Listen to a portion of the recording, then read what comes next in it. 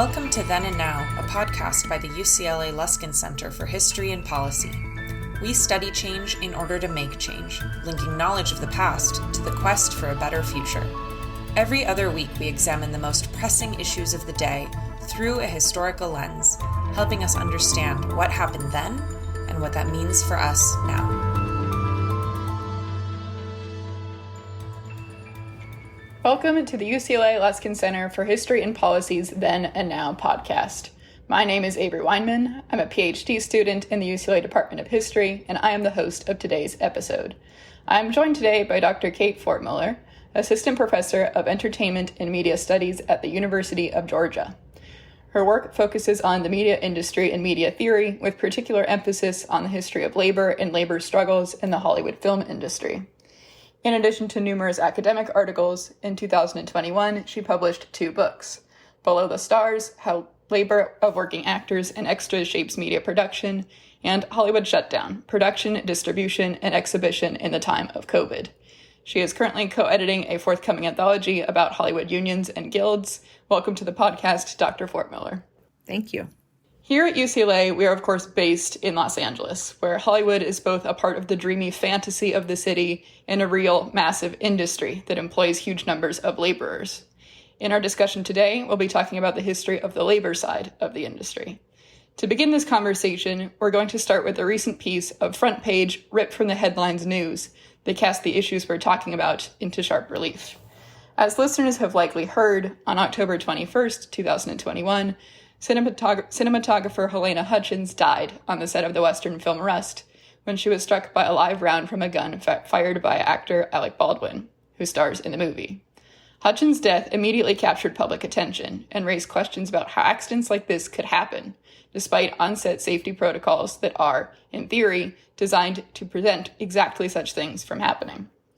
The larger context of the Hutchins tragedy calls into question occupational safety and working conditions for laborers in the film industry today.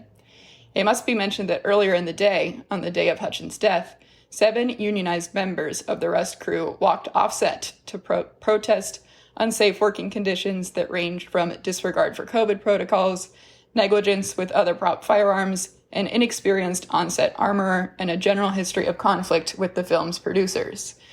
It should also be mentioned that the Rust walk-offs occurred as the International Alliance of Theatrical State Employees, the union that is also known by its acronym IATSE, IATSE, which represents cinematographers, editors, craftspeople, and all manner of other technical artists, were in the process of negotiating a massive new contract, which would have led to a near-total industry freeze had an agreement not been reached.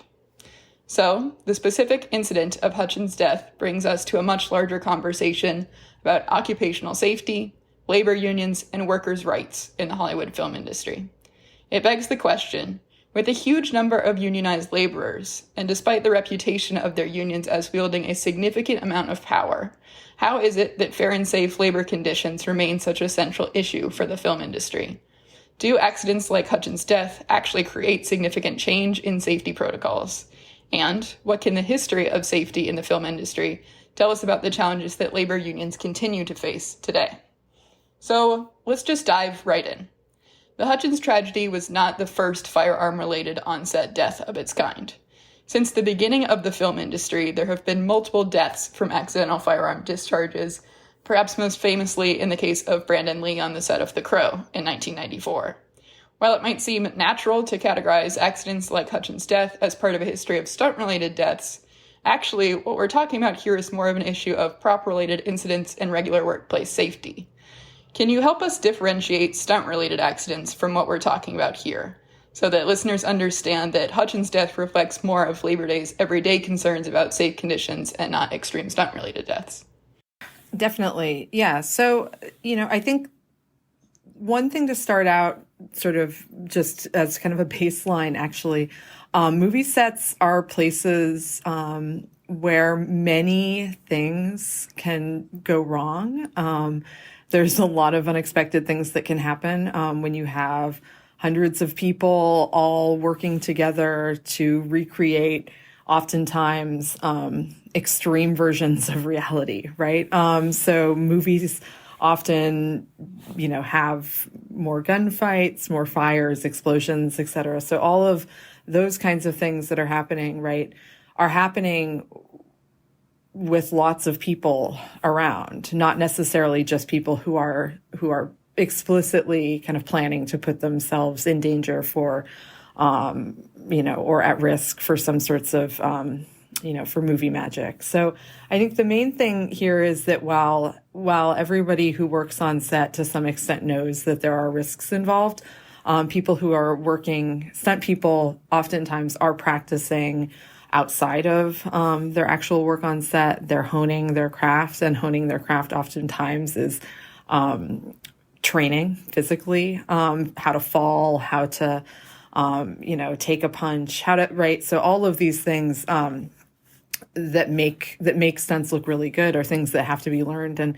sometimes when you're learning how to fall, you don't do it exactly right, as many of us know, that sometimes when you're learning, there's a learning curve, and early attempts to kind of master your craft can result in injury. So there's a little bit of risk that stunt people are assuming when they go into that as an industry, and that is different than, say, actors who expect to have a stunt person for stunts, right? They're explicitly, whether that's related to insurance or whether that's, a decision or what they're physically capable of, most actors assume to have somebody else who would be undertaking those risks. And similar to other people on set, right?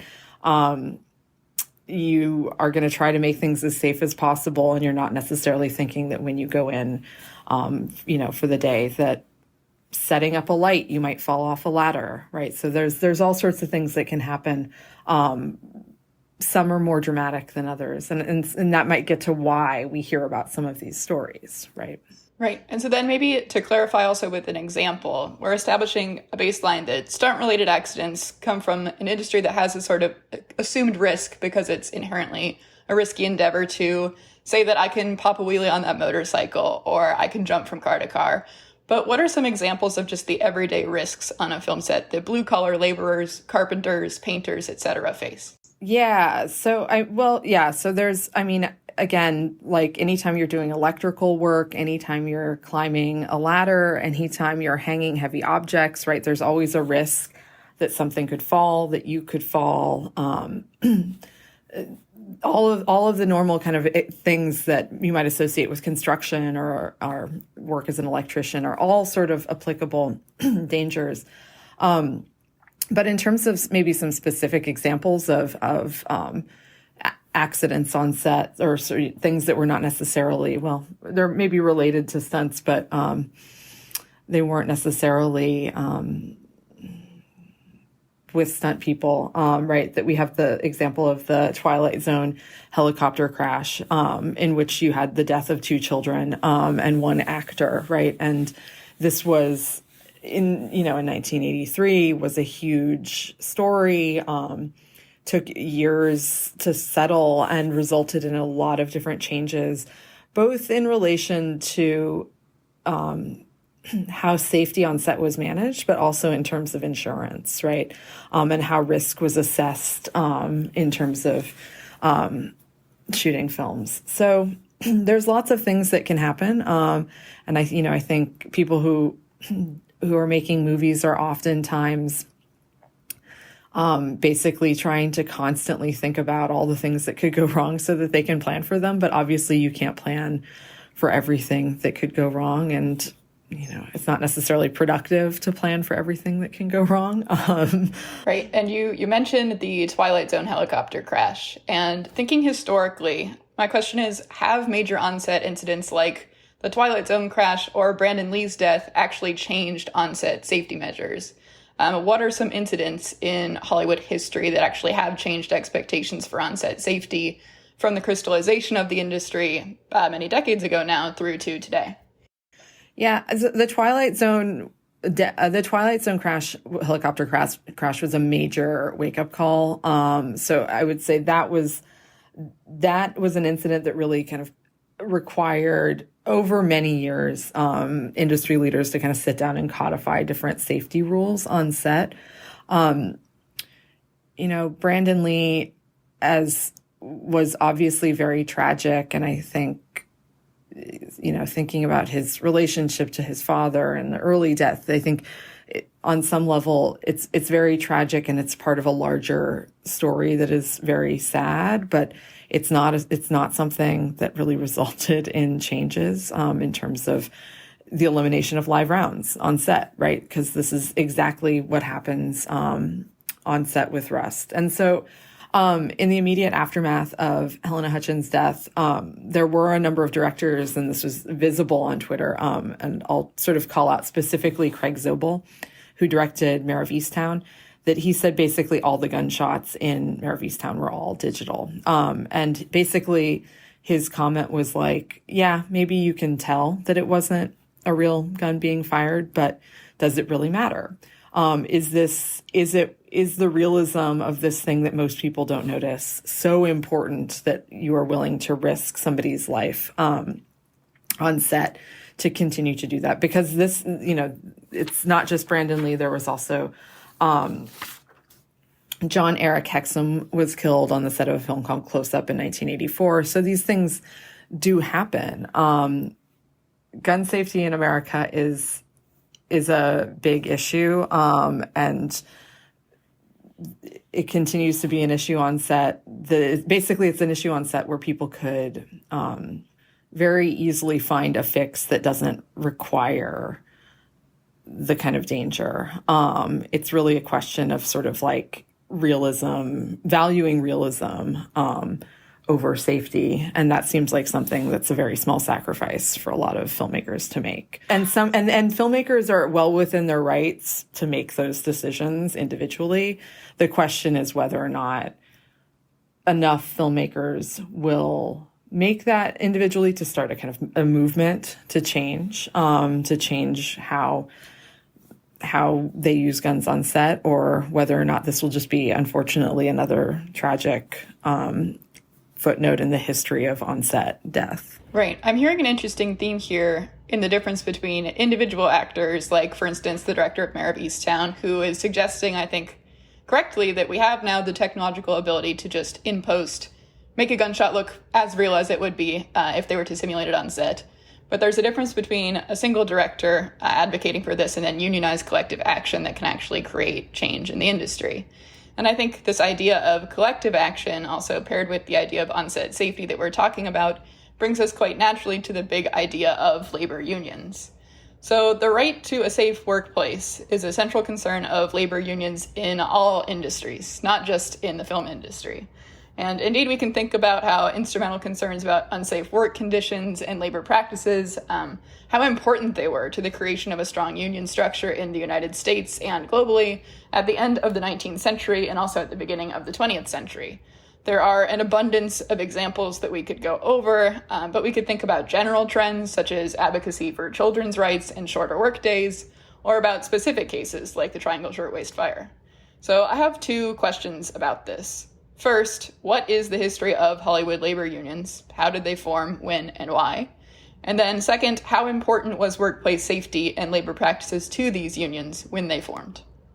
Yeah, so I'll start with how they formed, when, and why, and I will immediately say that that's a different story for each union. So the way basically.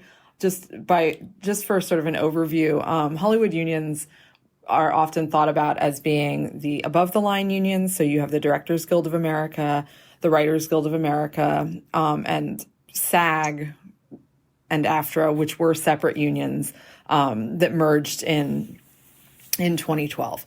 So SAG-AFTRA is now the merger that represents all screen performers. So those represent above-the-line unions. So the complicated sort of factor, I would say, within those unions is within the Directors Guild of America, you have directors. So you have, Craig Zobel, who I mentioned from Mare of Easttown, and Steven Spielberg, right? So big name directors. You also have the assistant directors and the line producers who are in charge of managing, right, the day-to-day on set and keeping everything organized. So, right, if we think about the Halyna Hutchins death, when they're trying to figure out who's accountable for that, all the reporting, right? It's like, is this the director? Was this the AD, the first AD? And there was a lot of criticism about how the first AD was managing set and the risks that he was taking with people. So that group, right, of the first ADs, the second ADs, and the second seconds, that's more kind of like those kind of fall more sort of in a below the line capacity in terms of what they're responsible for. Similarly, SAG-AFTRA, you have this mix of like the stars, the Tom Cruise, I'll just stick with Mare of Easttown, Kate Winslet. But then you also have background performers, right, who are just making their union negotiated rate. You don't necessarily, if you're a really good viewer, you might be able to recognize multiple extras in different shows. But most people don't necessarily kind of identify those actors. So even within those above the line unions, where you have people who can negotiate above their union contract, you still have below the line people. On the other hand, you have IATSE, and you have the Teamsters. And IATSE is made up of a bunch of different locals, but so you have the cinematographers, you have the editors, you have costume, all of makeup, all of these are sort of separate and divided up within sort of under the big sort of blanket of IATSE. So these all formed at different times. But IATSE was the first. They were the first to organize, and that was in 1926. The rest of the unions, specifically the above-the-line unions, all formed after the Depression. There were attempts to organize. There were specifically a lot of attempts to organize extras in the teens. The thinking there was that they had some of the worst working conditions, and so they would be the most inclined to join a union in order to improve their lot. But one of the things that a lot of the organizers underestimated was that many of the people who worked as extras were not necessarily identifying as extras because they were using that as an entry point to the industry. So they didn't want to be known as that. So they were thinking about their next move. And in order to really organize labor, you need to identify with that being your job and that being something where you need to kind of settle in and fight for your rights.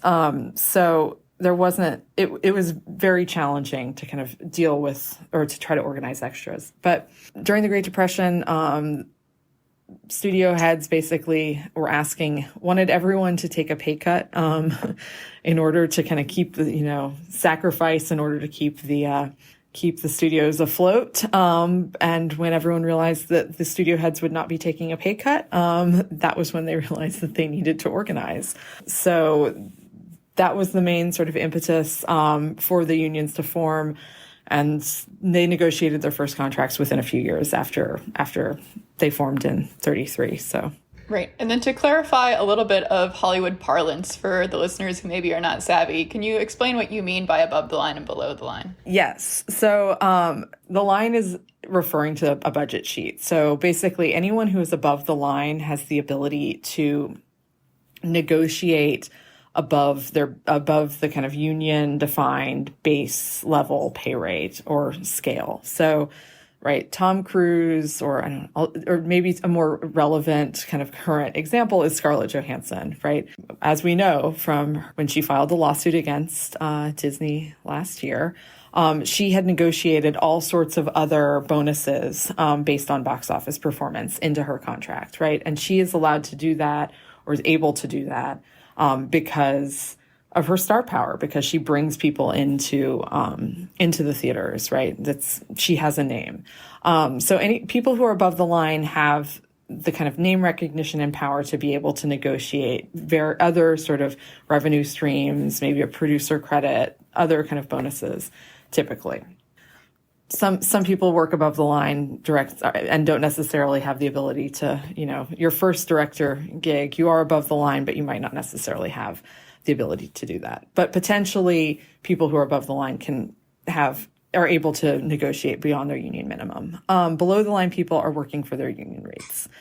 So that basically includes most people who are working on set in sort of the capacity as an assistant director, hair, makeup, costume, the people who are really kind of doing the day-to-day to make the movie go, and the people whose names we don't necessarily, as audience members, we're not necessarily going to be familiar with, people who we might not see when we're watching interviews to get excited about the new film that's coming up. We're going to watch things with the director, actors, maybe a screenwriter, but we're probably, unless it's a really effects-driven film, or it's a famous costume designer or makeup artist, we're probably not going to watch things with those people, especially if it's a film that's more kind of grounded in naturalistic realism.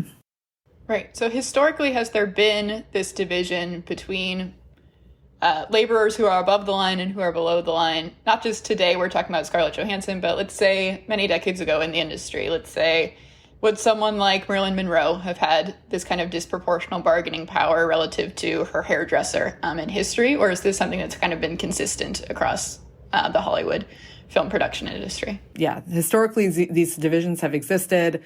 I would say, just to kind of point to a book that I think is really great, if you want to kind of understand in more depth the degree of power, say, that actresses had, when we think about Hollywood history, oftentimes people are thinking about the Hollywood history of the studio system, where you had people working under contract. Emily Carmen's book, Independent Stardom, which came out a few years ago from UT Press, is a really great study of how, even within the studio system, there were some people who were able to advocate for themselves and negotiate contracts to have more creative independence, make more money than sort of the normal contract player. So yeah, there are always examples of people who have more power based on their star power, and also having a really good agent. Right, it can never hurt. Yeah, that always helps, I guess. Having someone else to advocate on your behalf while you continue to do your work. So yeah. And then to circle back to this historical period in which the labor unions crystallized, how important was workplace safety and labor practice to unions when they first started to organize in the 1920s, concurrent to kind of the Wobblies, the IWW, thinking about similar things in the American labor landscape? Although a lot of the impetus for organizing these unions came out of the Depression, there were really significant workplace safety issues and some real concerns about long hours on set. So that is one of the things that has been, I guess, consistent throughout the history of Hollywood. There are some famous quotes from like Boris Karloff talking about, being a full day in full makeup and, like the exhaustion of being in full monster makeup for 24 hours is something that unions wanted to advocate against, right? Because that's a tremendous drain on actors. So these safety issues have always been sort of part of the concerns of unions and part of the concerns of people in Hollywood. But I think that while we have these examples, and we talked about the Twilight Zone crash, and there's a shooting in 1984, while there have been accidents, workplace safety wasn't necessarily at the top, hasn't necessarily been the sort of top line concern with these unions for many decades. That's interesting. And you mentioned the long hours on set maybe being a bigger grievance for laborers in the industry. And I think that brings us back to something that I mentioned at the top of the show and when I was reading us into the conversation, which is that Hutchins' death, the cinematographer from the set of Rust, occurred in the framework of a much larger conversation between the International Alliance of Stage Employees, IATSE by their acronym, as they were weighing a major strike and thinking about negotiating a new contract with the Alliance of Motion Picture and Television Producers. So this strike and kind of this stage of labor negotiations is a very big and complicated topic, but writ large, what were the major rounds of this particular round of negotiating? And how was this round of negotiation similar or different to union negotiations that preceded it?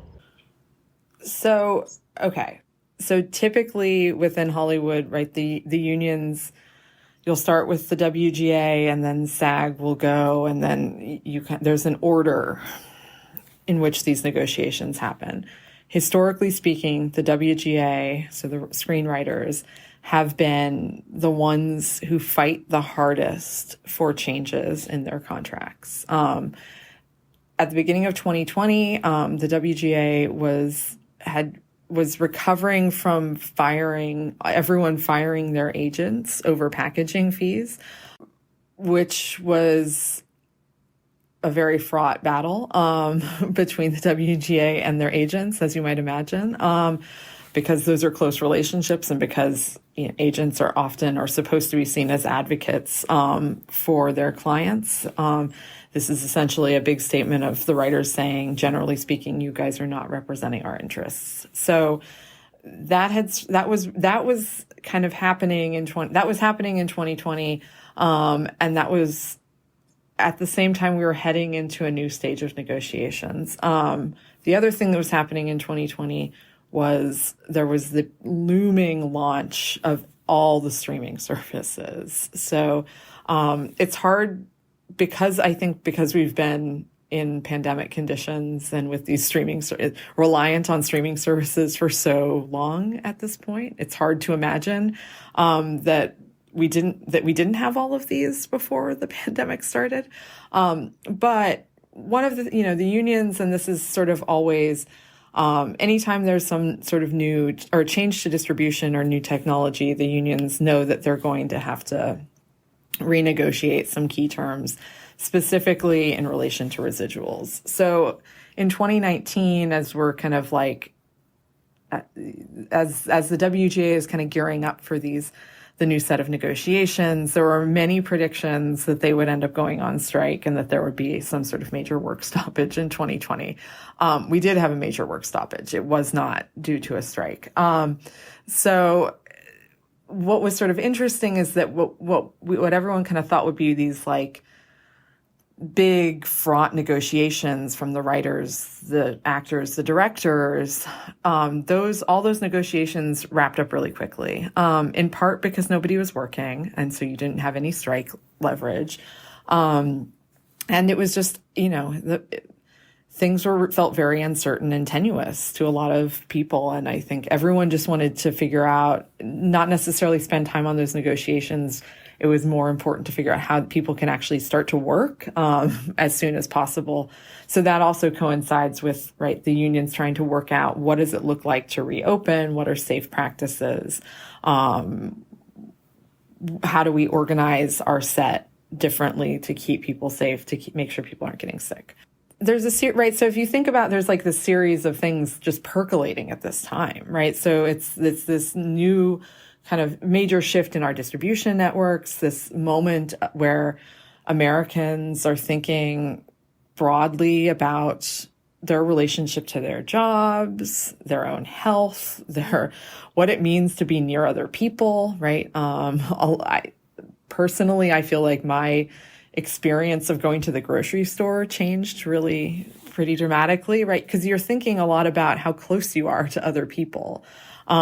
And obviously people who are working on set have to be very close, right? So what seemed like a normal scene for an actor, sitting at a table all of a sudden feels like a risky scene because of how COVID spreads, right? Having somebody do your makeup and being very close to your face seems a little bit scarier than it did in 2019. So we spent a lot of time, right, thinking and rethinking sort of our ideas of what constitutes like a safe way of being in the world.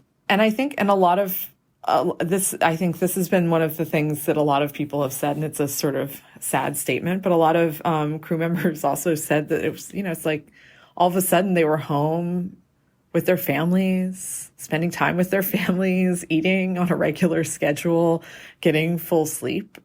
And that hadn't happened in a while. And so they had a little bit of time to really rest and reflect. So people were really reflecting. So I think there's a lot of things, right, that pandemic related, that are pandemic related, also industry related, that kind of like led to the moment in which IATSE is coming to the negotiating table. And on the one hand, they need to figure out how to advocate for their unions to, change the streaming contract, because it was negotiated at a time when streaming wasn't the primary mode of distribution for everything. They also need to figure out what the, residuals in relation to streaming and what that's going to look like for them. They also need to figure out these kind of, right. They also start thinking about these key issues of safety, right? So meal breaks had kind of gone by the wayside.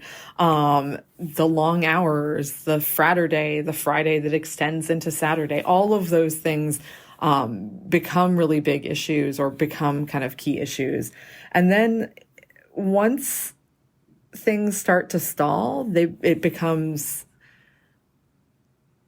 a much more fraught topic, right? So the negotiations stall, and these things that they're asking for that seem very, very basic, and yet somehow they're being told are impossible, makes for a much more fraught culture. So I think what was sort of different about this round of negotiation is basically, I think we are different. It's not just, and I would say it's not, that's not just IATSE is different and the members are different.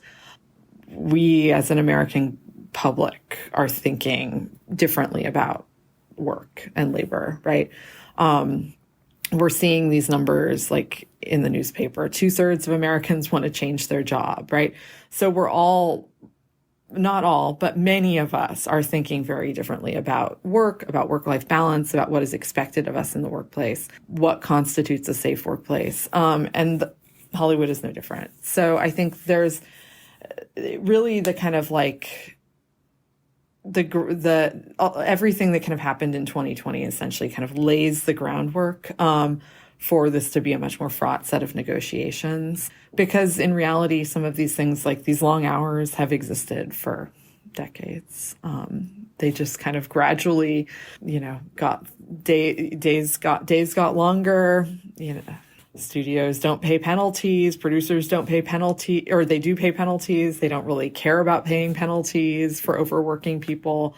There's just a general culture of overwork. Haskell Wexler finished a documentary about this 15 years ago, right? And in the documentary, he kind of shows, right, there are some people who would like to have normal, sane days, but then there are some people who are advocating for, or who are saying, long hours mean I love my job. So this was actually kind of the long hours were kind of more controversial. And there has been a really big shift over whether or not people need to be working these long hours on set.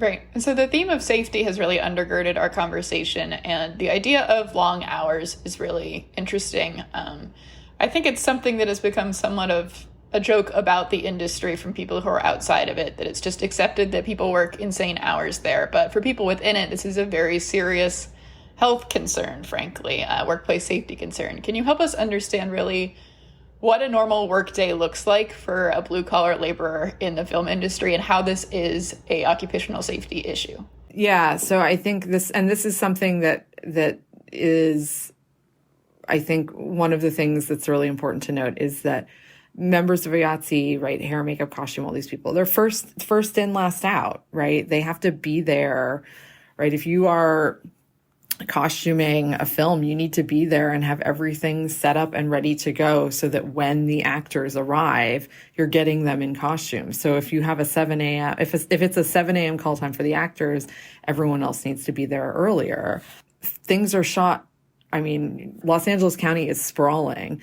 Things can be shot anywhere within, around that kind of like sprawling metropolis. And that's not even thinking about, right? So I live in Georgia. There are 159 counties in Georgia, and I think there are productions in almost all of them, right? And so they're not necessarily close to Atlanta, or they're not necessarily close to where people are living. So, you think about, these are other things to think about, is that somebody might live an hour from set. So if you say you have a 7 a.m. call time, you have to be there before to get everything set up. So then you have to be there at 6 or maybe 5, but you also live an hour away from set. So you have to factor in that commute time. So you're up in the middle of the night trying to get there for what sounds like a normal workday start.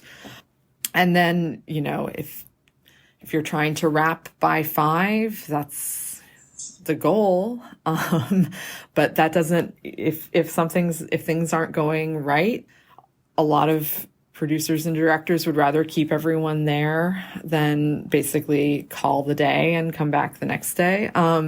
Or if things aren't going right in the middle of the day, you might end up working through breaks. So you could be working kind of continuously throughout that time. Then you have to, pack up, load out, whatever, and then you have an hour commute at the end of that. So these kinds of, right, and I think this is one of the things that is really different, I think, thinking also about work on set versus work, in other aspects of the industry. Like work in the industry, everyone works long, crazy hours. But I think there's a difference between if you go into an office and your office is always your office. If you work on, you work on the Warner lot, you work on the Warner lot. If you live far from the Warner lot, you live far from the Warner lot, but your workplace is not necessarily ever going to change. There's not really a reasonable way for somebody who works on set, if your location changes, multiple times as like a freelance worker, you can't move every time in order to get closer to your workplace because these shoots aren't necessarily that long. They're not like a long-term, you're not committing to that specific location long-term. So some of these other pieces, like I think even when you're thinking about commutes, it's really, that is something that needs to be factored into these days. And the expectation that people would live closer is not really something that you can, that's a non-starter, I would say. Right. And has this been the precedent for the industry since its inception? Is this something we can say this is a historical trend, that long labor days especially for the people, as we're mentioning, the people who have to commute in from further away, that this is kind of part and parcel of how the labor industry works for film? Yeah, long days are a part of this. The mobility of production is not consistent throughout the history of Hollywood. Really, the kind of like film production moving to places because there's a financial incentive to move to another state or to shoot sort of outside in a particular area. Those kinds of, that mobility that I think makes a lot of these workers more itinerant, perhaps, is more characteristic of post-war. Interesting. So as we bring this conversation to a close today, I want to take a step back and think about how some of the issues that we've raised tells us about the case of labor unions in general. Despite large constituencies and the ostensible power of these huge unions to bring industries to standstills, we see that there are limits on what unions can actually do and, frankly, what they're willing to do. To what degree do unions, and in the specific case of what we've been talking about today, film labor unions, self-restrain, even when laborers might have real and pressing grievances about, say, workplace safety? Why might a union choose to play the game, so to speak, even if it works against their members' best interests? Yeah, I guess the question, I'll sort of pick up that last question about playing the game. I guess the question is, what game are we playing? So are the unions playing a game to create better workplace conditions, or is the game really about getting people to work? And I think that's one of the issues for unions, and one of the issues in Hollywood in general, is that it is a glamorous industry with many aspirants. So there is always a sense, I don't know, not to make this sound too much like All About Eve, as somebody waiting, in the wings to step in and take your spot. But there is a degree to which that's kind of true, right? There is always the supply is greater than the demand, right? Even in a moment where every year we hear that there are more productions than ever around the U.S., more television productions, more film, more, and all of this to meet the demand, there's still going to be more people who are seeking work. And so one of the things the unions want to make sure that their members are working, because in order for people to see a value in their union and a value in their membership fees, they need to be working. So oftentimes what you get is some concern on the part of union leadership about to what extent can they really push back, especially on sort of individual independent producers, because independent producers don't need to use union workers. And if all independent producers walked away and stopped using the unions, that would be a big loss for the unions in terms of job creation. So I think sometimes what needs to change is the culture, and the culture around certain conversations. And I think the culture around safety, and the value of safety is one of the things that we need to, and worker safety is something that if we value that more as a culture, we might see more changes. And one way to think about that is like the conversations around diversity. As soon as this becomes a thing that audiences are concerned about, they're concerned about who's in the writer's room for the television show. They're concerned about gender equity and diversity behind the camera and all of these things. And so there's a little bit of citizen oversight to some of these things. And I think there are other big issues that we could think about: environmental impact of productions, of streaming, of all of these things, set safety, right? There are all these other things that we could be thinking about just in terms of, what makes an ethical production, that's not just necessarily about issues of diversity. Right. I think this idea of cultural change, of really structural cultural change, as we're talking about here, environmental concerns, racial equity, things of this nature, I think it raises an interesting point about how labor unions work in general, which is, what does the case of really the Hollywood industry here tell us about the limits of labor activism in a system where there isn't policy backing? So we're talking about the studios have very little incentive sometimes to change their behavior because the governmental structure in the United States or the culture doesn't actually mandate that they do that. And there are significant loopholes that they can capitalize on frequently, and they do that. So what are the limits that are facing unions, not just maybe in the film industry, but overall when there is this lack of policy backing for union organizing?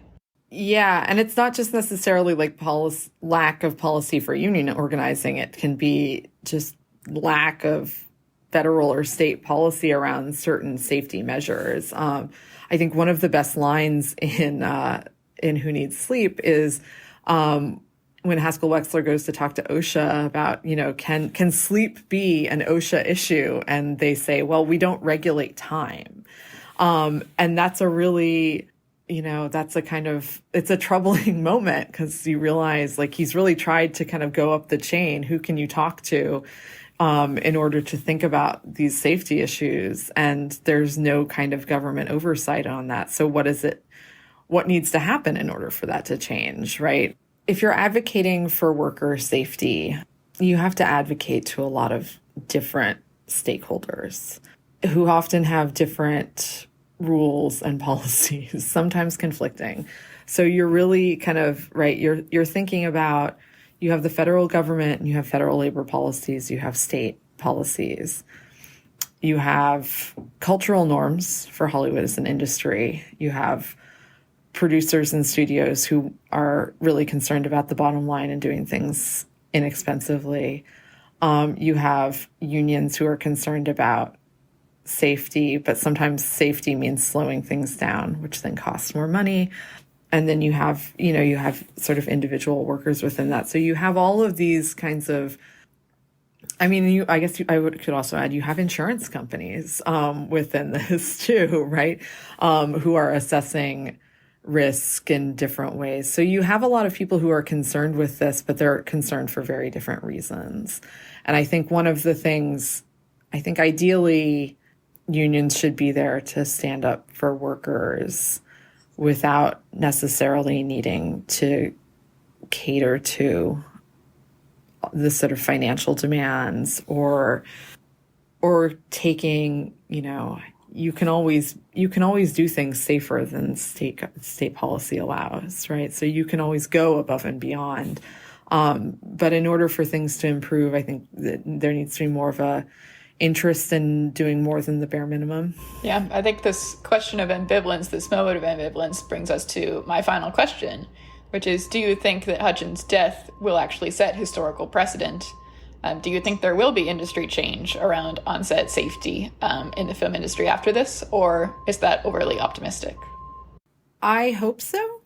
I do think that I think that one of the things that's unique perhaps around Hutchins' death is that in the past, when you think about, right, in the past, these sort of gun-related deaths on set have been actors. And we talked about actors don't necessarily think they're putting themselves at risk. But I think that what's interesting specifically here is that it was a cinematographer.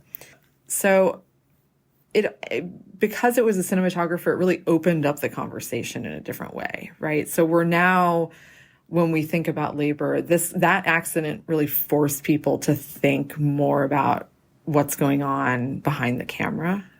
In this case, like exactly behind the camera, right? Hutchins' death was tragic, but it opened up conversation around crew in a really different way that I think might be important, and will hopefully continue to be important for conversations around set, that people don't just sort of forget that it happened and just move back to thinking about on-screen issues and actors and whatnot.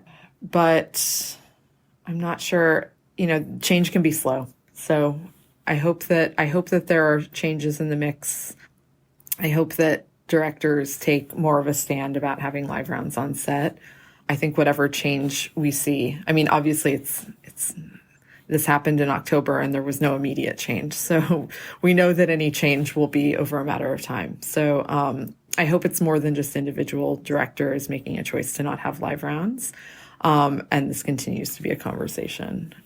Right, and I think with that glimmer of hope, we can choose to hold on to the glimmers of hope there. I want to say thank you again so much for joining us today, Professor Fortmueller, for what has been really illuminating and at times appropriately labyrinthian to talk about labor unions discussions.